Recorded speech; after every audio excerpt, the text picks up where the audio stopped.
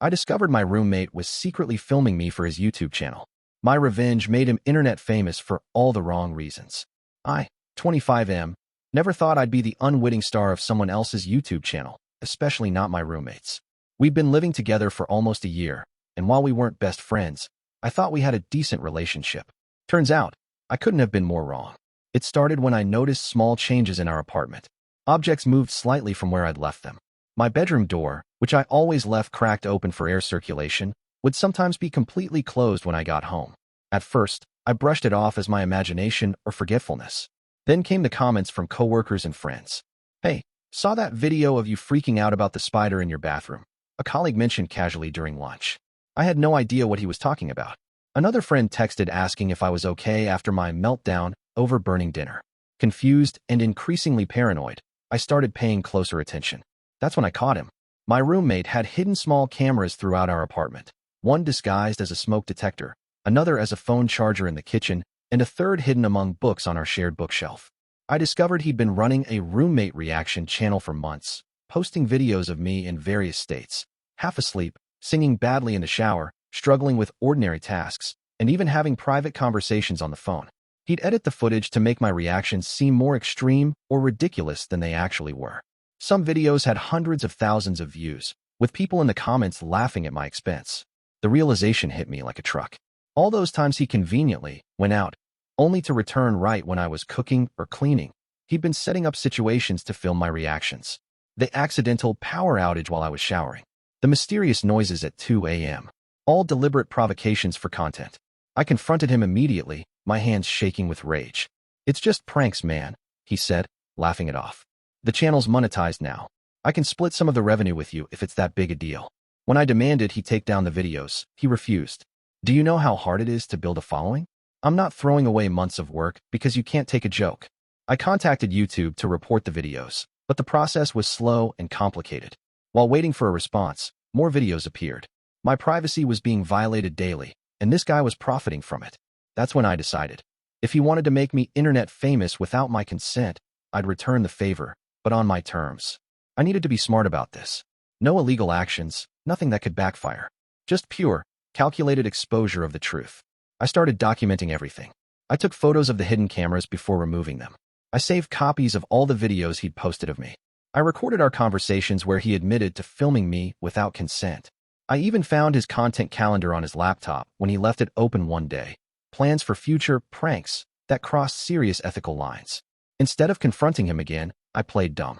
I acted like I'd given up, that I was too defeated to fight back. Meanwhile, I was preparing. I created anonymous accounts and reached out to small drama channels on YouTube explaining the situation with evidence. I contacted genuine prank channels with large followings, asking them to weigh in on the ethics of filming roommates without consent. I didn't ask them to attack him, just to discuss the situation objectively. The response was overwhelming. Within days, video essays analyzing his unethical behavior began appearing. Commentary channels picked up the story. Larger creators made videos condemning filming people in their private spaces without consent. I also submitted my story anonymously to several internet culture websites that often cover YouTube drama. 3 published detailed articles, complete with screenshots and evidence. As this was happening, I maintained my composure at home. I acted normal, even friendly. He had no idea what was coming. The turning point came when one of the biggest commentary channels devoted an entire 25-minute video to the situation. They blurred my face in the footage but showed his clearly. They analyzed his pattern of exploitation and invasion of privacy. The video ended with a call for YouTube to enforce their harassment policies and for viewers to report his channel. Within hours, his social media was flooded. People were unsubscribing in droves. The comments sections on his videos filled with criticism. Brands he'd done small sponsorships with began publicly distancing themselves. He came home that evening looking like he'd seen a ghost. "Did you do this?" he demanded, shoving his phone in my face. The screen showed his subscriber count dropping in real time. "Do what?" I asked innocently. "I gave up on fighting you, remember? You said it yourself. It's just content." The next day, he posted a hastily recorded apology video. It was defensive, full of excuses about how everyone does prank videos and how he never meant to hurt anyone. The video only made things worse, getting ratioed with thousands of dislikes. More mainstream tech news sites picked up the story, using it as an example of YouTube's ongoing problems with exploitative content. His channel became the poster child for everything wrong with prank culture. 3 days later, YouTube demonetized his channel. A week after that, following multiple community guideline strikes, they removed it entirely.